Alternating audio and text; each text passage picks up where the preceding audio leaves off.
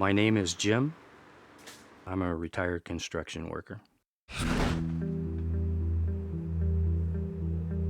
First time I realized that there was money in recyclables when I was an air traffic controller, and they threw away a bunch of radar antennas. So I took them down to the recycling yard and got $300 for it. I fed my family and I paid the bills out of what people threw away in this town. My name is Bailey, and Jim is my grandfather. For about 7 years, I've been living with my grandparents.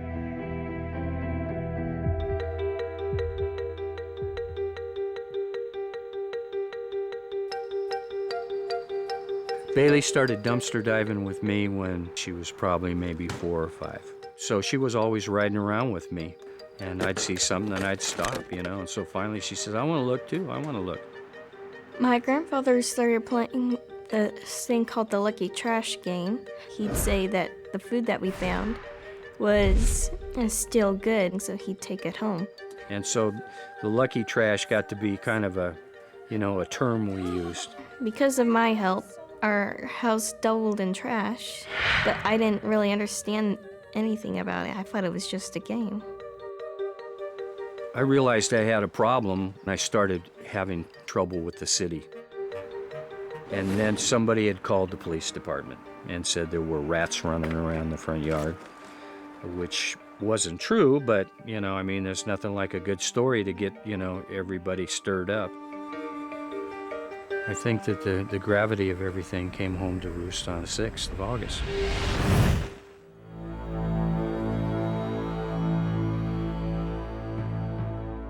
My name is Dawn, and Jim is my husband.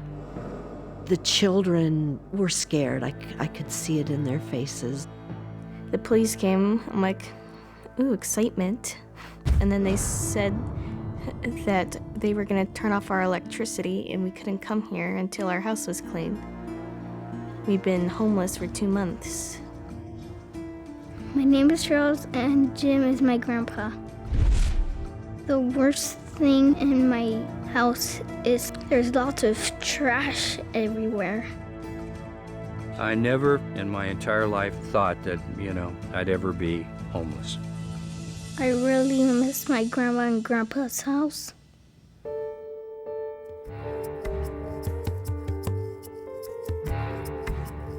My name is Adrian. Jim is my stepfather. My relationship with Jim was terrible. I was verbally abused all the time.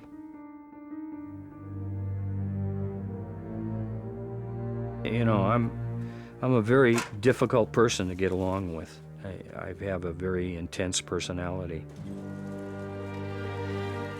If you're a friend and your house is on fire, I'm the first one through the door. If you piss me off, I don't forget easy. I'm John, and I'm Jim's brother. My brother Jim is an expert at manipulation. We used to nickname him the schemer. And the whole family called him that because he was so good at manipulating people. So I learned a lot from him, like how to get into your head. Living in Jim's house, I think that nobody should get used to it, but I think that Bailey and Charlie, that they're accustomed to the situation, so it probably doesn't bother them as much. It should, but they know no better. My brother cries a lot because he wants to know why we don't live in our house. He doesn't understand that much. As bad as it is, look at that little boy's face, and he says, I want to go home. And all that trash and everything is still his home.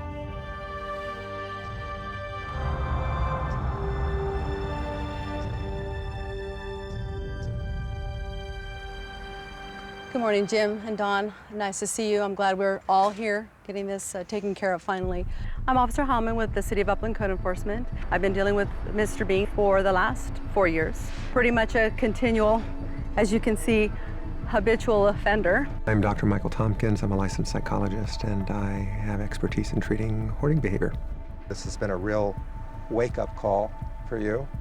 Amen. And I'm hoping that this will, in addition to clearing out, that we're going to actually set the stage for you getting help with this problem over the long term. Let's do it. All right, great. All right, let's get started. Yeah.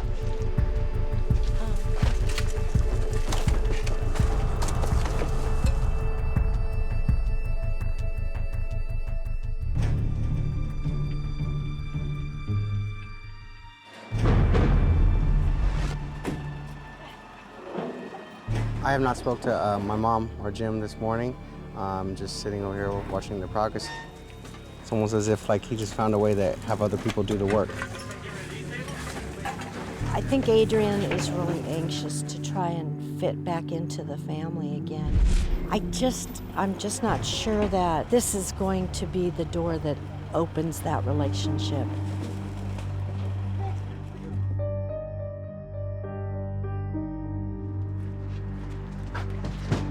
Hey, Jim. Yeah. What? Someone's here. He wants to help. My name's Corey Chalmers. I'm a hoarding cleanup specialist. Can Adrian come and help in the garage? He can help in the garage. Okay. That's a good start, right? Or were you hoping he'd say no? All right, Good. pitch in. There you go.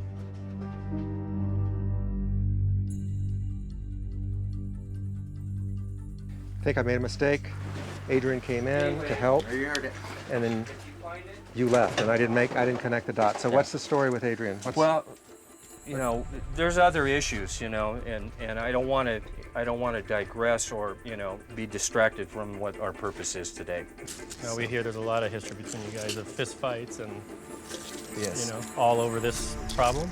He doesn't come in this house, and the reason he doesn't come in the house is because of previous problems that we've had. I just never really had a good childhood because of the mess. So always had to lie about where I stayed at. And is it because you're afraid you're going to lose your temper with him or Yes, something? absolutely. I think part of Adrian is just waiting to be able to say, you know, look, I told you so. You know, I don't want to be like I used to be. So, and you know, and it's just going to bring up old issues, and it's not worth it. I can just see it in both Adrian and Jim. There's going to be this one-upmanship. You know, he wants to help outside. I got no problem with that. I don't want him in this house.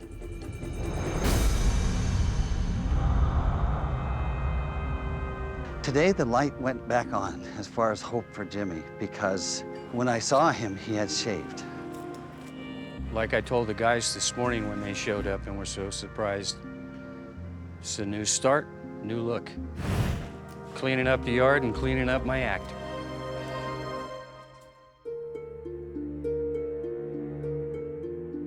Adrian wants to make a request of you. Of me. Of you. Go ahead. If you could permit me and allow me in the house just to clean Charlie's room. I feel because I've never met Charlie and I think it's important that he has a room. Yeah, well, I can understand your request, but it's denied. I don't want you in my house, and you know why. I don't know why. Do you want to tell him why? You know something, Doc?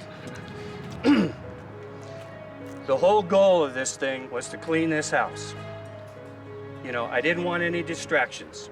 You know, I've done my damnedest to stay out of an adversarial relationship. I've asked several people, hey, would you mind doing this to avoid any conflict? And here we are. So, no. The answer's no. Stay out of the house. I'm just here to help, so. Yeah, well, and I appreciate your help outside, okay? But I don't want you in my house. And you know why. I don't know why. Why?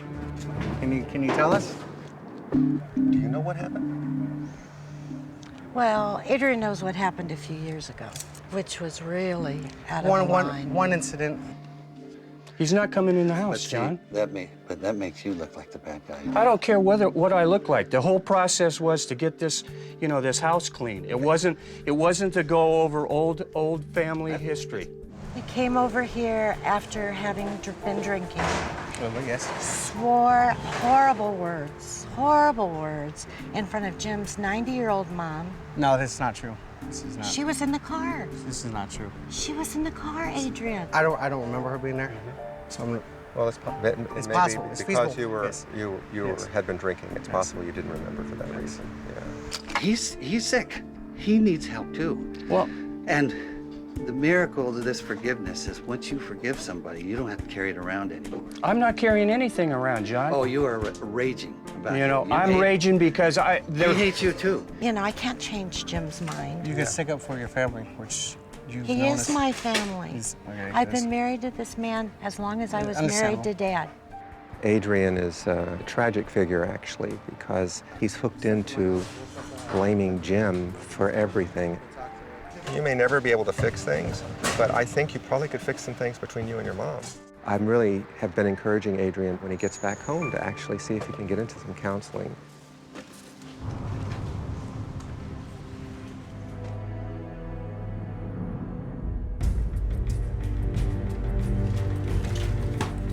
I finally got to the point where, you know, the best way to handle that was just get out of there. And I know there's going to be a lot of things that are going to get thrown away and lost, but that's the price of doing business.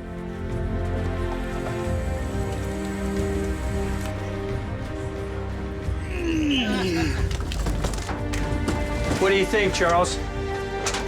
Pretty nice, huh? I saw Charlie's face coming out of his soon-to-be bedroom, and you know, it's making all this worthwhile.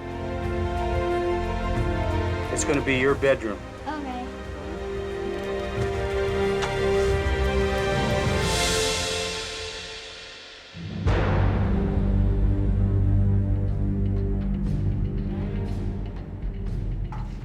So what do you think? These are the 2 rooms we got completely cleaned today. Wow, what a difference. It was like a miracle because I've never seen those 2 rooms clean. What do you think, Officer Howman? Very good. Big change from before. Well, let's see what's on the rest of the house.